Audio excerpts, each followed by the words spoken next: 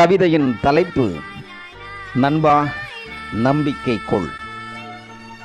தொட்டதெல்லாம் தோற்கடிக்கப்பட்டு விட்டது என கேலி பேசுகின்றார்களா? நண்பர்கள் யாரும் உன்னுடன் இல்லை என சிரித்துக் கொள்கின்றார்களா? நல்லது கெட்டது உன்னை மட்டும் ஒதுக்கி வைக்கும் உறவுகளுக்கு துணை நின்று வசைபாடும் சுற்றமும் சூழலுமா? நீ உண்மையாய் அன்பு காட்டினவர்கள், நம்பிக்கைக்குரியவர்கள் கூட சில தருணங்களில் நீ பச்சை துரோகி என்று தள்ளி வைத்த நிகழ்வுகளையும் ஞாபகப்படுத்தி சிரித்து கொள்ளும் சகவாசிகளிடம் தலைகுனிந்து கொள்கிறாயா? அவ்வளவுதான், உன் கதை முடிந்துவிட்டது என்று கதவுகள் மூடப்பட்டதா? தங்கம் கண்ணாடி பெட்டிக்குள் வருவதற்கு முன் அது எத்தனை முறை நெருப்புக்குள் போடப்பட்டது? எத்தனை முறை சுத்தியலால் அடி வாங்கியது? எத்தனை முறை கொதிக்கும் நீரில் சுத்தப்படுத்தப்பட்டது? ஒளியால் எத்தனை முறை துண்டாடப்பட்டது?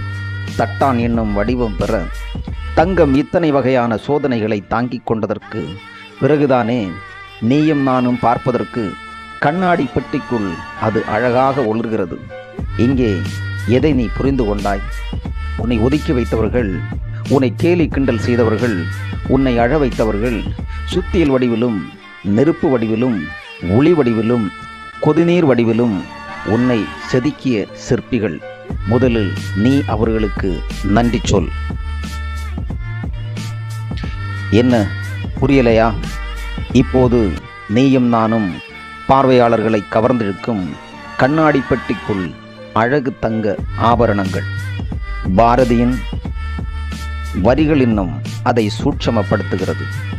தேடிச் சோறு நிதந்தின்று பல சின்னம் சிறு கதைகள் பேசி மனம் வாடி துன்பமிக உழன்று பிறர் வாட பல செயல்கள் செய்து நரைகூடி கிழ பருவமெய்தி கொடுங்கூற்று கிரையான விண்மாயும் பல வேடிக்கை மனிதரைப் போல் நான் வீழ்வேன் என்று நினைத்தாயோ?